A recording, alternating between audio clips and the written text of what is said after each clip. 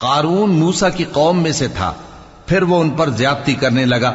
اور ہم نے اس کو اتنے خزانے دیے تھے کہ ان کی کنجیاں ایک طاقتور جماعت کو اٹھانا مشکل ہوتی۔ جب اس سے اس کی قوم نے کہا کہ اترائیے مت، کہ اللہ اترانے والوں کو پسند نہیں کرتا، اور جو مال تم کو اللہ نے عطا فرمایا ہے اس سے آخرت کی بھلائی طلب کیجیے اور دنیا سے اپنا حصہ نہ بھلائیے، اور جیسی اللہ نے تم سے بھلائی کی ہے ویسی تم بھی لوگوں سے بھلائی کرو، اور ملک میں طالب فساد نہ ہو، کیونکہ اللہ فساد کرنے والوں کو دوست نہیں رکھتا۔ وہ بولا کہ یہ مال مجھے میرے ایک ہنر کے سبب ملا ہے۔ کیا اس کو معلوم نہیں تھا کہ اللہ نے اس سے پہلے بہت سی امتیں جو اس سے قوت میں بڑھ کر اور جمعیت میں بیشتر تھیں ہلاک کر ڈالی تھیں، اور گناہگاروں سے ان کے گناہوں کے بارے میں پوچھا نہیں جائے گا؟ تو ایک روز قارون بڑی آرائش اور ٹھاٹ سے اپنی قوم کے سامنے نکلا۔ جو لوگ دنیا کی زندگی کے طالب تھے کہنے لگے کہ جیسا مال و متاع قارون کو ملا ہے کاش ایسا ہی ہمیں بھی ملے، وہ تو بڑے نصیب والا ہے۔ اور جن لوگوں کو علم دیا گیا تھا وہ کہنے لگے کہ تم پر افسوس،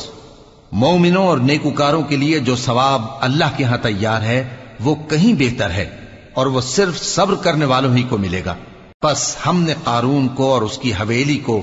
زمین میں دھسا دیا، تو اللہ کے سوا کوئی جماعت اس کی مددگار نہ ہو سکی اور نہ وہ بدلہ لے سکا۔ اور وہ لوگ جو کل اس کے رتبے کی تمنا کرتے تھے صبح کو کہنے لگے ہائے شامت، اللہ ہی تو اپنے بندوں میں سے جس کے لیے چاہتا ہے رزق فراخ کر دیتا ہے اور جس کے لیے چاہتا ہے تنگ کر دیتا ہے۔ اگر اللہ ہم پر احسان نہ کرتا تو ہمیں بھی دھسا دیتا۔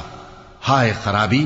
کافر کامیاب نہیں ہوتے۔ وہ جو آخرت کا گھر ہے ہم نے اسے ان لوگوں کے لیے تیار کر رکھا ہے جو ملک میں ظلم اور فساد کا ارادہ نہیں رکھتے،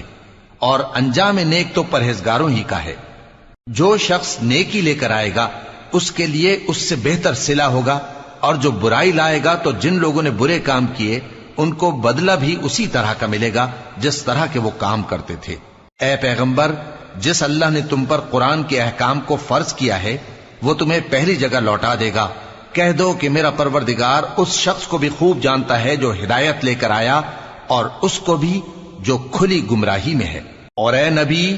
تمہیں امید نہ تھی کہ تم پر یہ کتاب نازل کی جائے گی مگر تمہارے پروردگار کی مہربانی سے نازل ہوئی، سو تم ہرگز کافروں کے مددگار نہ ہونا، اور وہ تمہیں اللہ کی آیتوں کی تبلیغ سے بعد اس کے کہ وہ تم پر نازل ہو چکی ہیں روک نہ دیں، اور اپنے پروردگار کو پکارتے رہو، اور مشرکوں میں سے ہرگز نہ ہو جانا، اور اللہ کے ساتھ کسی اور کو معبود سمجھ کر نہ پکارنا، اس کے سوا کوئی معبود نہیں، اس کی ذات پاک کے سوا ہر چیز فنا ہونے والی ہے، اسی کا حکم چلتا ہے اور اسی کی طرف تم لوٹ کر جاؤ گے۔